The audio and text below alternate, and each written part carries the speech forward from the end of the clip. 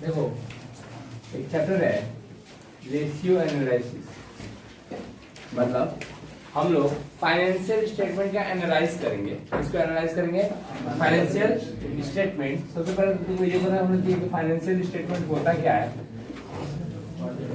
Financial statement consist of three things, mainly balance sheet, profit and loss and cash flow statements,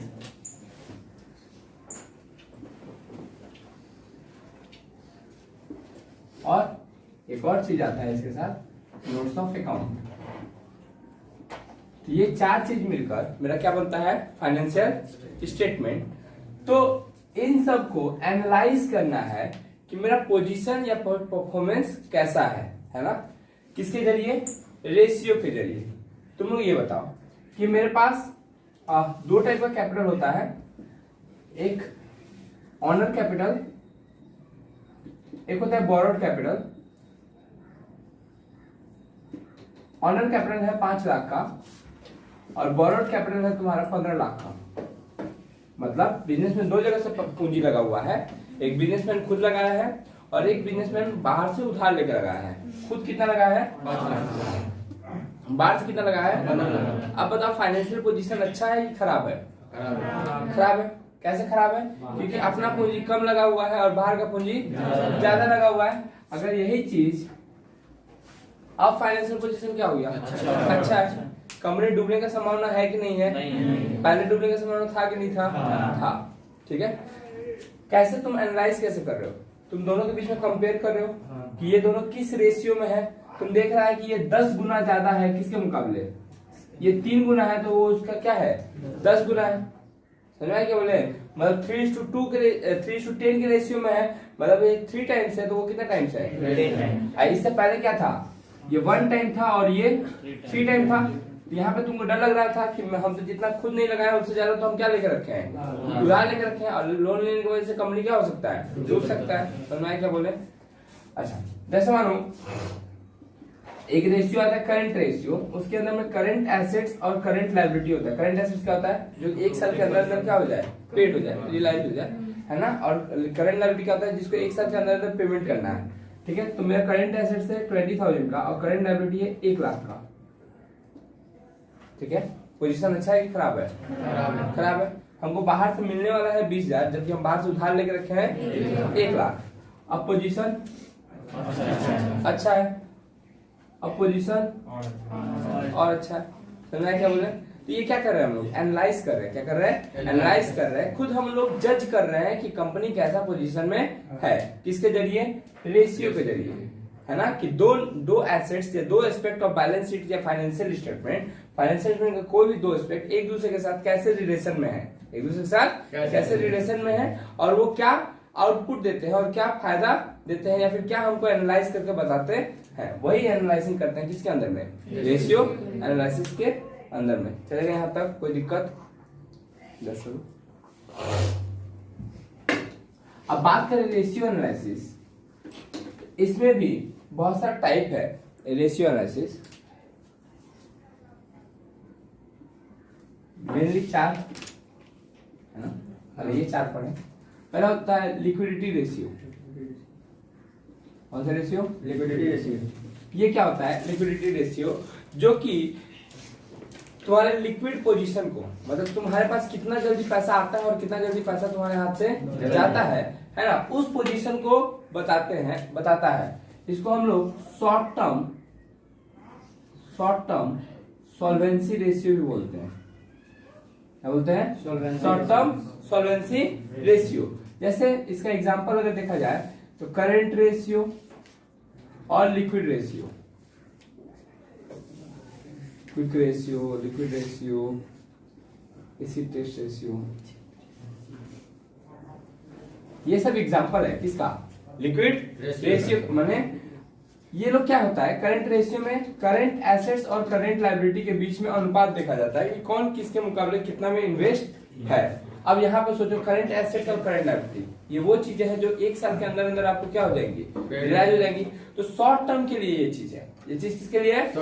short term देखना है कि short term में मेरा company performance अच्छा कर रहा है कि नहीं, या फिर शॉर्ट टर्म में उसका पोजीशन ठीक है कि नहीं। तो हम लोग किस रेशियो का हेल्प लेते हैं? लिक्विडिटी रेशियो का। ठीक है, फिर आता है सॉल्वेंसी रेशियो। कौन सा ratio? Solvency ratio deals with long term financing position. किसके साथ? लॉन्ग टर्म फाइनेंशियल पोजीशन के साथ डील करता है कि लंबे समय तक कंपनी टिक पाएगा या नहीं। ये तो शॉर्ट पीरियड के लिए है, ये तो 1 साल 1.5 साल का बात है। इसमें क्या होता है? लंबे पीरियड के लिए। इसमें कंपेयर किया जाता है डेब्ट इक्विटी रेशियो, जो भी बताया ना। डेब्ट मतलब होता है बोरोड कैपिटल, इक्विटी मतलब होता है ऑनर कैपिटल। तो इन दोनों के बीच में जब कंपेयर किया जाता है ना, प्रोप्राइटरी कैपिटल के बारे में कोई कंपेयर किया जाता है तो उसको कौन सा रेशियो बोला जाता है? सॉल्वेंसी। हम लोगों ने कितना लोन लेकर रखा है, मेरा पूरा पूंजी में लोन का हिस्सा कितना है, ये सब चीज जानते हैं किसके अंदर में? सॉल्वेंसी रेशियो के अंदर में। फिर आता है एक प्रॉफिटेबिलिटी रेशियो।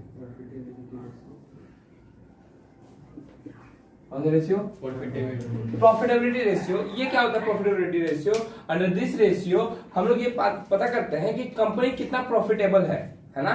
एक कंपनी वो है जिसका ग्रॉस प्रॉफिट रेशियो 25% है और नेट प्रॉफिट रेशियो 5% है, और दूसरा कंपनी वो है जिसका ग्रॉस प्रॉफिट रेशियो 15% है और नेट प्रॉफिट रेशियो 10% है। किसका पोजीशन अच्छा लग रहा है? सेकंड वाले का। भले उसका ग्रॉस प्रॉफिट कम है लेकिन नेट प्रॉफिट तो क्या है? ज्यादा है। अल्टीमेट तो मेरे को किससे पता है? नेट प्रॉफिट से। समझ में आया क्या बोले? तो प्रॉफिटेबिलिटी रेशियो के अंदर में बहुत सारे रेशियो होता है जो परसेंटेज में मेरे प्रॉफिट को बताता है कि मेरा प्रॉफिट कौन सा प्रॉफिट कितना हो रहा है ना। एक होता है ऑपरेटिंग प्रॉफिट, एक क्या होता है? Operating profit. तो वो सब अभी तुमको उतना अच्छा से क्लियरली समझ में नहीं आएगा जितना कि बाद में समझ में आएगा जब कैश फ्लो कर लोगे तब।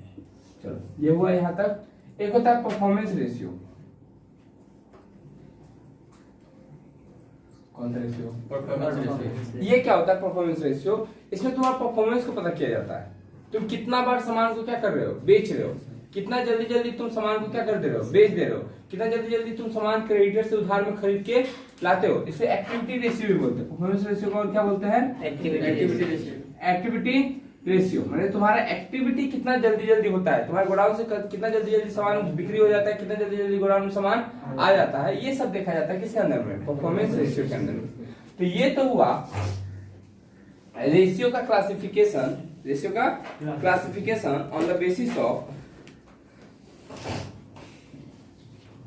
Function. On the basis of function के बेसिस पे रेशियो का क्लासिफिकेशन है ये, है ना। एक होता है फाइनेंशियल स्टेटमेंट के बेसिस पे। किसके बेसिस पे? फाइनेंशियल स्टेटमेंट के बेसिस पे, या फिर ratio on the basis of source. Source के बेसिस पे रेशियो को 3 भागों में बांटा गया है। कितने भागों में? 3 भागों में। एक होता है इनकम स्टेटमेंट रेशियो। कौन सा रेशियो? Income statement ratio. दूसरा होता है balance sheet ratio.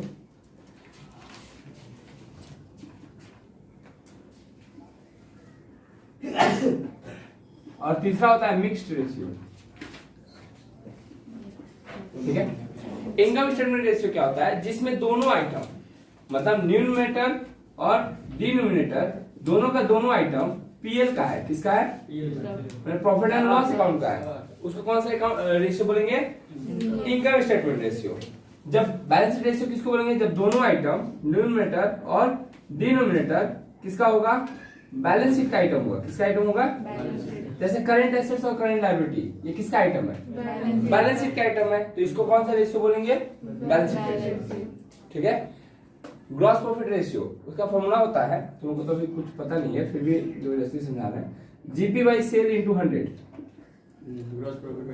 Gross profit by sale into 100। तो ग्रॉस प्रॉफिट भी आइटम पीएल का है और सेल्स भी आइटम पीएल का है। पीएल या ट्रेडिंग एक ही बात है ना। दोनों आइटम कहाँ का है? पीएल का है। ऊपर वाला भी और नीचे वाला भी। तो वो कौन सा रेशियो हो जाएगा? Income statement ratio. ठीक है। एक आता है मिक्स रेशियो, जिसमें न्यूमरेटर या डिनोमिनेटर अलग अलग आइटम का है। चाहे वो तो बैलेंस शीट का होगा, ऊपर वाला बैलेंस शीट है तो नीचे वाला पीएल का होगा, और ऊपर वाला अगर पीएल का है तो नीचे वाला। ये मिक्स रेशियो है। इसको क्या बोलते हैं? Mix ratio. जैसे डेटा टर्नओवर रेशियो, कौन सा? एक होता है डेटा टर्नओवर रेशियो जिसके में sale divide by debtor, sale divide by debtor. तो डेटा टर्नओवर रेशियो इसके अंदर में आता है। तो sales divide by debtor into 100। अब यहाँ पे सेल्स देखो कहाँ का आइटम है? सेल्स है तुम्हारा पीएल का आइटम, ये ट्रेडिंग के आइटम है ना, और डेटर कहाँ का आइटम है? बैलेंस शीट का। तो मिक्सअप है ना, इसलिए वो कौन सा रेशियो हो जाएगा? Mix ratio. कौन सा रेशियो? Mix ratio. चलेगा यहाँ तक? कॉपी कर लो। पहले हम लोग क्या शुरू कर रहे हैं? लिक्विडिटी रेशियो का एक पार्ट है वो करंट रेशियो। कौन सा रेशियो? करंट रेशियो का फॉर्मूला क्या होता है? Current assets by current liability.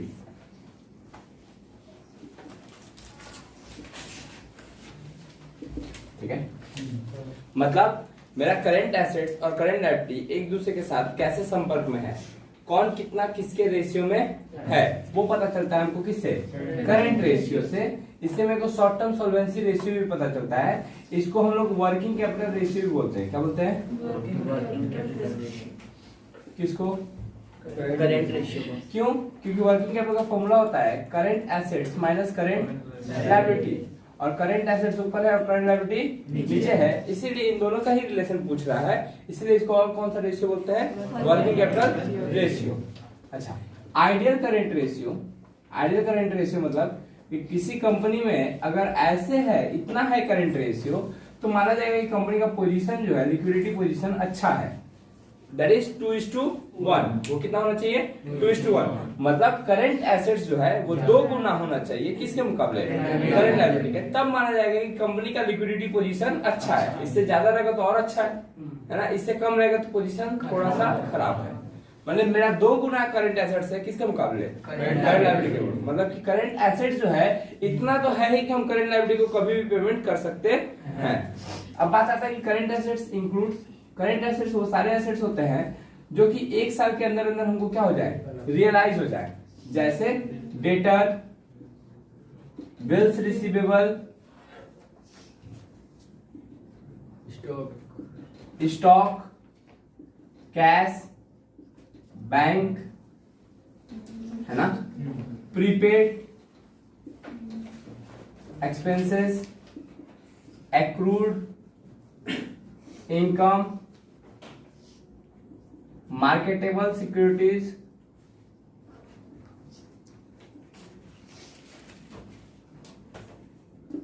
Short term investment.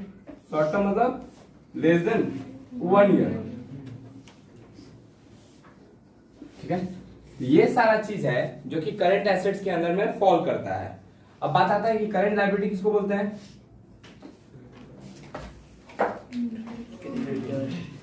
Current liability consist of creditor,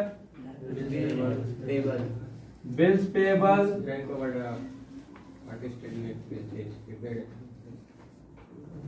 bank OD, outstanding expenses, advance, income. यहाँ पे प्रीपेड बोलो या फिर एडवांस बोलो, बताइए। सेम है ना। एडवांस इनकम, फिर क्या था? बिल्स पेबल, हाँ, provision for tax, propose dividend. Propose सुन के तुमको अच्छा लगा होगा। कुछ तो हम लोग का बात कर रहे हैं।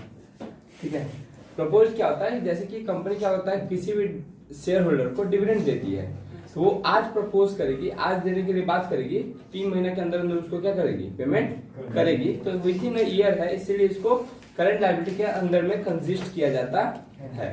चलेगा? अच्छा, इसके बाद आता है, एक आता है लिक्विड रेशियो बोलो, या एसिड टेस्ट रेशियो बोलो, या क्विक रेशियो बोलो।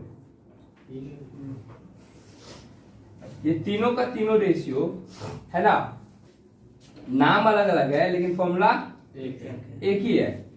दैट इज लिक्विड एसेट्स या फिर लिक्विड बोलो, क्विक बोलो या एसिड बोलो, acids divide by liquid, quick, acids, liability, है ना। अब बात आता है कि लिक्विड एसेट्स या लिक्विड लायबिलिटी किसको बोलते हैं।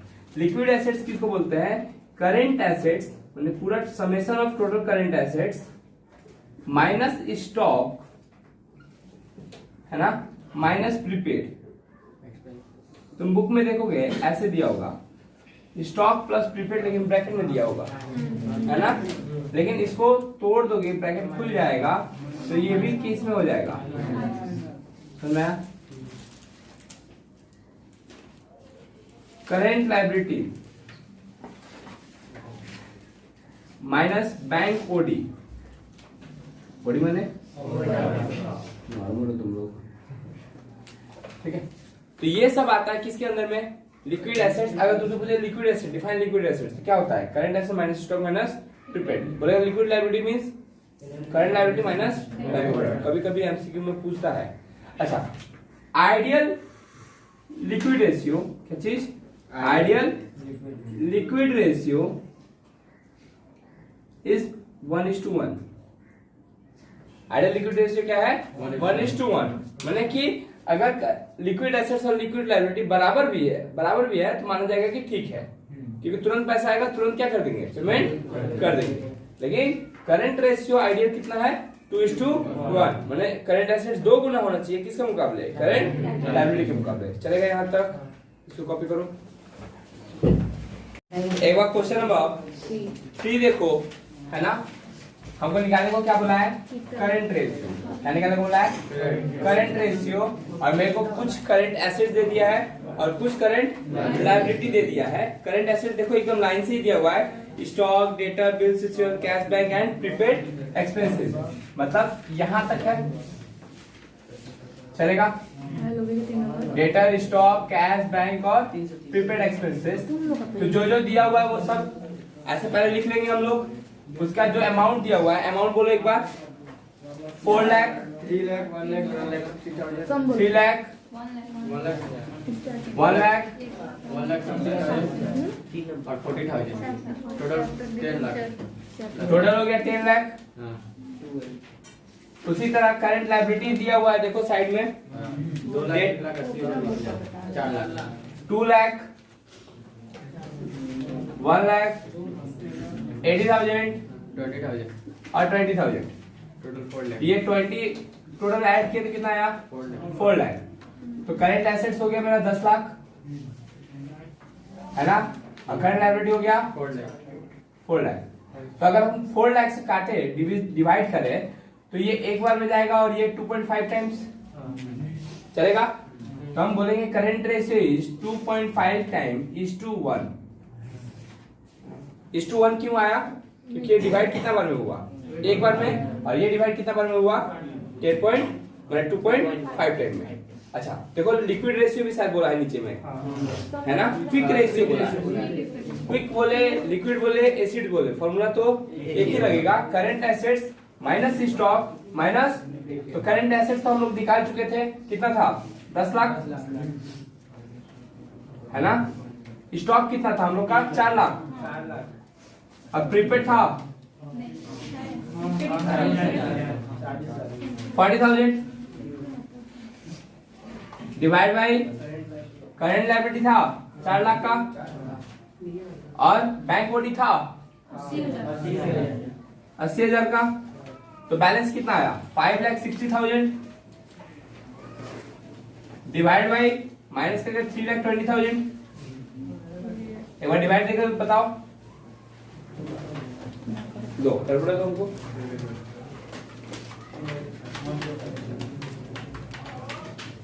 (1.75:1) ये क्या आएगा? चलेगा? वन लाना जरूरी है। हाँ, वो 1:1 रखना जरूरी है, कंपल्सरी है ना। किससे डिवाइड कर रहे हैं? 3,20,000 से 3,20,000 को डिवाइड दिए और 3,20,000 से ही इसको डिवाइड दिया है, ठीक है। वो 1:1 रखना जरूरी है, सबका अलग अलग है। जैसे लिक्विडिटी रेशियो और सॉल्वेंसी रेशियो में 1:1 लिखा जाता है ना। प्रॉफिटेबिलिटी रेशियो में परसेंटेज लिखा जाता है कि कितना परसेंट प्रॉफिट हम लोग कमा रहे हैं, ठीक है। और एक्टिविटी रेशियो में टाइम्स लिखा जाता है कि कितना बार सामान आ रहा है, कितना बार सामान जा रहा है, ठीक है। इसीलिए इसको यहाँ पे 1:1 लिखना कंपल्सरी है, तो नोट डाउन कर लो। अच्छा, इसके बेसिस पे क्वेश्चन नंबर 4 होमवर्क हो जाएगा। फिर देखो question number 4 homework, 1 homework, 2 homework, moderate book का बता रहे हैं, 15 होमवर्क, 16 होमवर्क और 17 होमवर्क। 1, 2, 4, 15, 16,